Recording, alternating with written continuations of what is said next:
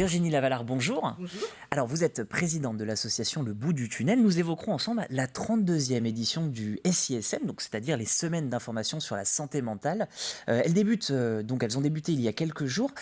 Comment ça fonctionne, la SISM, en fait? Alors, nous ne disons même pas la SISM, nous Mhm. disons les SISM.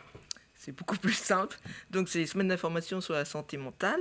Elles existent depuis 1990 et ce sont des temps de rencontres, d'informations pour présenter à tout public des thèmes sur la santé mentale.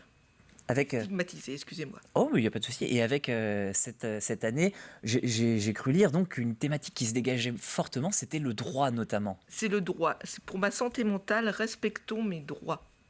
Parce que il est clair que les personnes souffrant de troubles psychiques ont des grosses difficultés à trouver du travail, ont des grosses difficultés à accéder à la culture, à même à être suivis au niveau de la santé. Donc ils ont des droits comme tout un chacun. Et ce n'est pas toujours évident d'accéder à ces droits.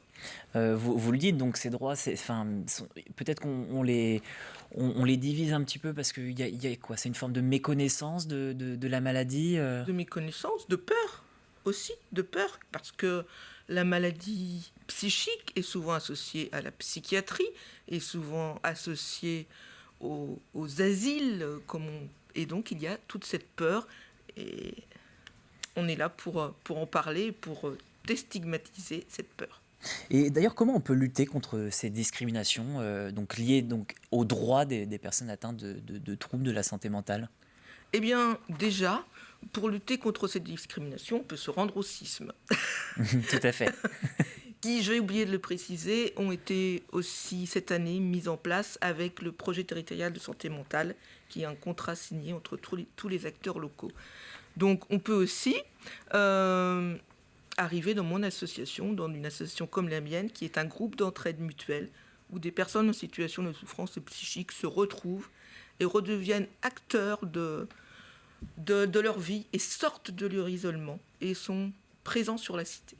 Alors, dans cette nouvelle édition des SISM, pardon, on va y arriver, il y a de nombreuses conférences et expositions qui sont prévues. Exactement. J'ai noté Le Patient, un citoyen comme les autres. Ça, c'est à Challans. Du côté de La Roche, on note cette conférence-débat, le respect des droits fondamentaux pour les patients en psychiatrie. On ne se rend sûrement pas compte que les grandes douleurs sont parfois muettes. Tout à fait, elles sont tout à fait muettes. Et on est vraiment là pour sensibiliser et pour informer. Alors cette année, effectivement, il y a ce que vous venez de citer, des conférences, mais il y a aussi des expositions de poèmes, à savoir que les personnes en souffrance ont rédigé des poèmes. Il y a eu un concours et ces poèmes sont exposés dans les médiathèques, que ce soit à La Roche-sur-Yon ou à la Motachar, dans des cabinets de santé à Montaigu. Donc c'est... Et vous parlez d'expression d'art. Il y a aussi, j'ai noté, l'exposition La Plume Imaginaire, qui est liée d'ailleurs, notamment à ces problématiques-là. Et ce qui retient mon attention, c'est que ce sont des enfants, des adolescents ou des patients de l'IME Orbetou. Donc ça, c'est du 12 octobre au 2 novembre.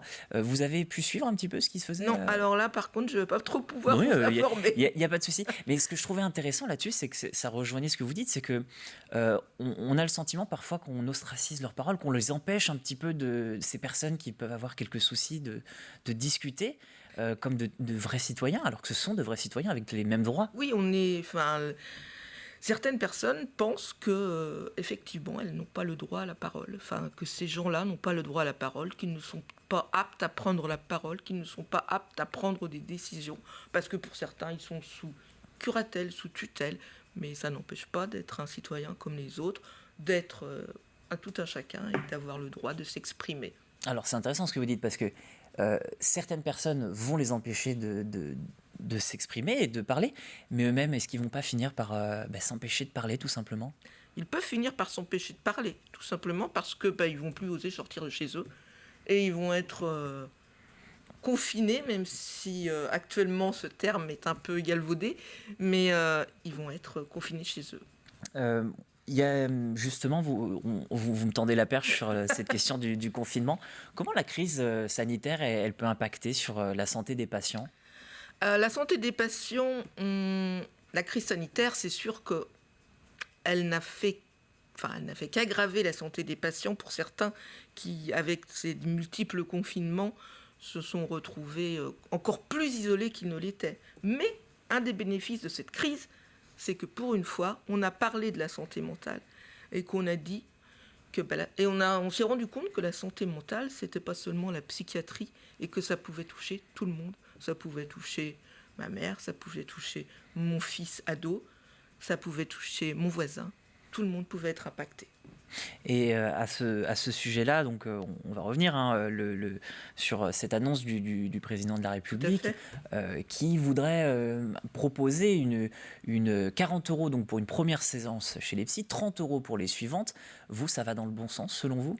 C'est pas suffisant. C'est pas suffisant. C'est pas suffisant. Je ne dites-moi en pense plus. pas. Et puis, sans vouloir rentrer dans le débat que je ne maîtrise pas, mais il y a un manque cruel de soignants, de psychiatres, de psychologues aussi, je pense, mais surtout de psychiatres. Donc, c'est pas suffisant. Je pense pas. Mais alors, qu'est-ce qu'il faudrait faire selon vous? Parce qu'on parle à la fois, enfin, on a évoqué, donc il faudrait qu'il y ait un petit peu plus de regard bienveillant de la part des personnes. Ça, c'est évident. Ça, et c'est de évident, toutes les personnes. C'est-à-dire que ça, c'est déjà en place. C'est-à-dire qu'il y a des formations de certains. Je parle au niveau de la ville de La Roche-sur-Yon. Mhm. Je sais que les agents d'accueil, les conducteurs de bus sont formés pour accueillir des personnes avec des troubles psychiques. Mais il faudrait que tout le monde soit garant de cette connaissance, de cette prise de conscience. Donc plus de bienveillance des personnes, une meilleure reconnaissance par l'État et donc un meilleur encadrement professionnel. Il faudrait autre chose. Enfin, j'imagine qu'il n'y a jamais assez. On peut toujours améliorer. Il n'y a jamais assez. Ouais. Mais bon, déjà, ce serait un bon départ. Pour refermer et pour revenir donc sur la CISM, puisque vous m'avez corrigé, on peut retrouver également des marches citoyennes. Elles sont nommées Grains de folie. Il y en a notamment aux Herbiers, c'est le 9 octobre. Le 16, ce sera à Fontenay. Ces marches citoyennes, elles sont importantes pour quelles raisons? C'est pour montrer, là encore une fois, une forme de soutien pour ces personnes? Oui, et puis pour se faire connaître, pour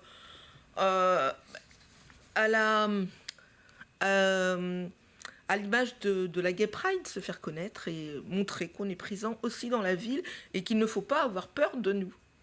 Les semaines d'information sur la santé mentale, la 32e édition, donc c'est actuellement. Merci d'avoir été notre invité sur le plateau de la matinale. C'est moi.